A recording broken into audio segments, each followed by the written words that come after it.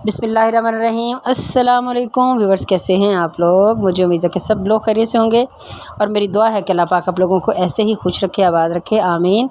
अब सबको MTM food kitchen point में वेलकम। जनाब, आज मैं आप लोगों के लिए कुल्फ़े का साग बना रही हूँ, जो कि बहुत ही मज़ेदार सी एक डिश है और बहुत मुनफरद है।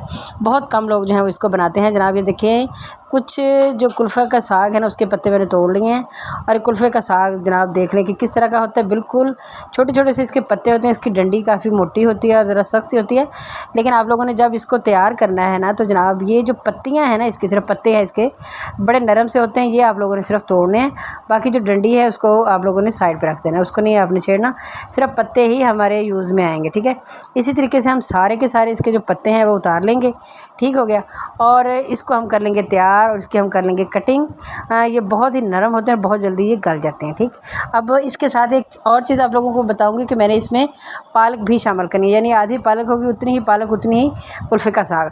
अब देखें, जो कुल्फ़े का साग है वो 1 किलो था, लेकिन उसके पत्ते शत्ते उतार के वो तकरीबन जितना रह गया ना, उतनी मिकदार में मैंने पालक तकरीबन आधा किलो ली थी। तो वो अब इन दोनों को मैंने धोने के बाद अच्छे से कर ली थी कटिंग। आप लोग देख सकते हैं कि मिकदार दोनों की बिल्कुल एक जैसी है। तो अब हम इसको बनाएंगे कुकर के अंदर। यकीन करें कि कुकर के अंदर ये इतनी जल्दी बनता है और इतना मज़ेदार बनता है कि जिसकी कोई हद ही नहीं है। और इसको पकाने का तरीका सेम बिल्कुल ऐसा ही है जिस तरह से हम सरसों का साग बनाते हैं। आप लोगों ने इसको ऐसे पकाना है जैसे साग बना रहे हैं और सरसों का बना रहे हैं, लेकिन जनाब बना रहे हैं गर्मियों के अंदर, और इसकी तासीर बड़ी ही ठंडी होती है, ठीक है। तो इसमें ये अब मैंने 4 से 5 अंदर सब्ज़ मिर्चें थी, जो कि मैंने कुंडी में पीस ली थी, वो मैंने डाली हैं। 1 चम्मच मैंने लहसुन अदरक का इसमें पेस्ट डाला है, ठीक है। इसमें बहुत ज़्यादा चीज़ें नहीं जाएंगी, सेम आपने इसको साग की तरह पकाना है। लेकिन एक चीज़ जो डिफरेंट है वो जनाब ये है मसूर की दाल। अच्छा, आपको पता है कि जो मसूर की दाल है वो बड़ी ही करारी सी होती है, इसका जायका बहुत अच्छा होता है और ये इसके अंदर जब घुल जाएगी और आप लोग इसको खाएंगे ना, तो यकीन करें आपको मज़ा आ जाएगा। अब इसमें जनाब मैंने 1 गिलास पानी का डाला है। पानी सिर्फ इस 1 गिलास ही डालना है, क्योंकि पालक के अंदर भी पानी अपना मौजूद है, धोया है तो भी है, और साथ जो कुल्फ़ा होता है उसके अंदर उसके अंदर जो है वो काफ़ी ज़्यादा पानी मौजूद होता है, ठीक। अब 1 छोटा चम्मच मैंने डाल दिया है नमक का, बस इतनी ही चीज़ें इसके अंदर जाएंगी और इसको मैं जनाब कुकर में तकरीबन 15 से 20-25 मिनट के लिए पकाऊंगी, ठीक है। अब पकाने के बाद आप लोग इसकी सूरत हाल देखें कि ये जनाब काफ़ी अच्छे तरीके से गल चुका है, लेकिन अभी भी इसके अंदर जो है ये देखें पानी मौजूद है, लेकिन कुल्फ़ा और जो पालक है ना वो हमारी अच्छे से गल चुकी है। और जो जनाब मसूर की दाल है वो तो आपको नज़र ही नहीं आ रही, वो सारी इसके अंदर अच्छे से घुल चुकी है। उसने अपना जो एक जायका है वो इसके अंदर सारा क्रिएट कर दिया। अब इसको हम जो पानी है ना, इसको हम करेंगे खुश्क। देखें, अब देखें काफ़ी पानी इसका ड्राई हो चुका है। इसको मैंने 8-10 मिनट और पकाया, यूँ समझ लें कि पानी मैंने इसका उड़ाया है, ठीक है। वो भाप की सूरत में हो चुका है, उड़ चुका है, कम हो चुका है। इस टाइम पे जब इस तरह का साग बन जाए हमारा थोड़ा, तो फिर इसमें हम डालेंगे जनाब आटा। आटा डालने के इस अमल को जनाब कहते हैं आलन लगाना, पंजाबी में हम इसे आलन ही कहते हैं। इसको अपने अच्छे से घोटना है। इससे क्या होता है कि एक तो साग के अंदर थिकनेस आती है और साथ ही इसके अंदर जो एक लेस आती है ना, वो सिर्फ साग से आती है, नहीं तो साग ऐसे बिखरा बिखरा और अजीब सा लगता है, जो कि अच्छा नहीं लगता, ठीक है। तो आपको पता ही है कि साग जो सरसों का साग पकाते हैं तो उसमें भी हम ये चीज़ आटा डालते हैं, और इसको आटा भी डाल सकते हैं, बेसन भी डाल सकते हैं, मकई का आटा भी डाल सकते हैं, ठीक है। लेकिन आपने इसमें आटा ही डाला और मैंने भी आटा ही डाला। इसको तकरीबन मैंने 15 से 20 मिनट तक किसी तरीके से घोटती रही हूँ। अच्छा, नीचे आग जल रही है, ये भी आप लोगों को बता दूँ, हल्की आंच पे था रखा हुआ और इसको मैंने अच्छे तरीके से घोटती रही हूँ। जनाब ये देखें कितना बेहतरीन हमारा ये कुल्फ़े का साग रेडी हो चुका है और आपको देखने में बिल्कुल ऐसे लग रहा है जैसे ये सरसों का साग हो, ठीक है।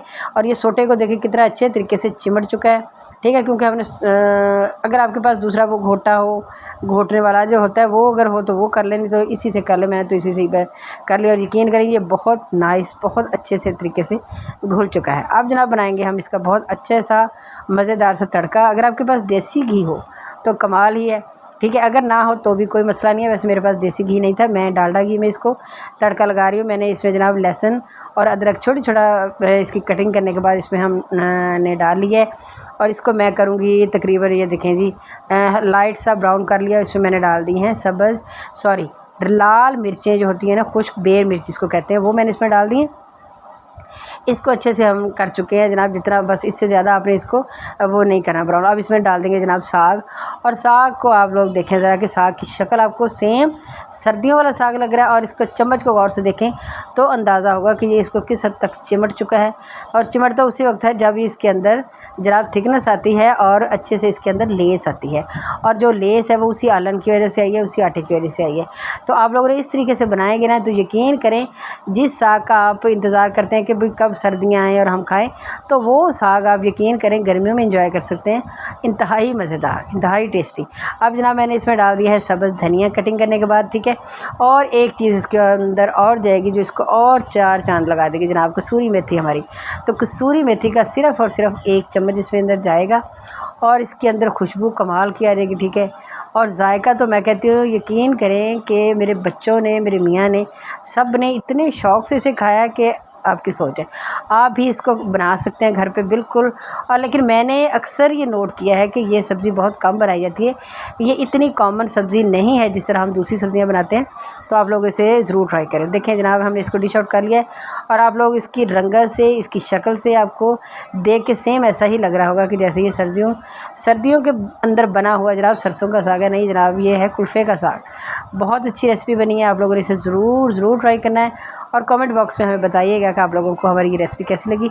अगर अच्छी लगी तो प्लीज़ हमारे चैनल को लाइक कर दें, शेयर कर दें, और जनाब जो आने वाले हैं वो कर दें सब्सक्राइब। इंशाल्लाह फिर मिलेंगे, तब तक के लिए अल्लाह हाफ़िज़।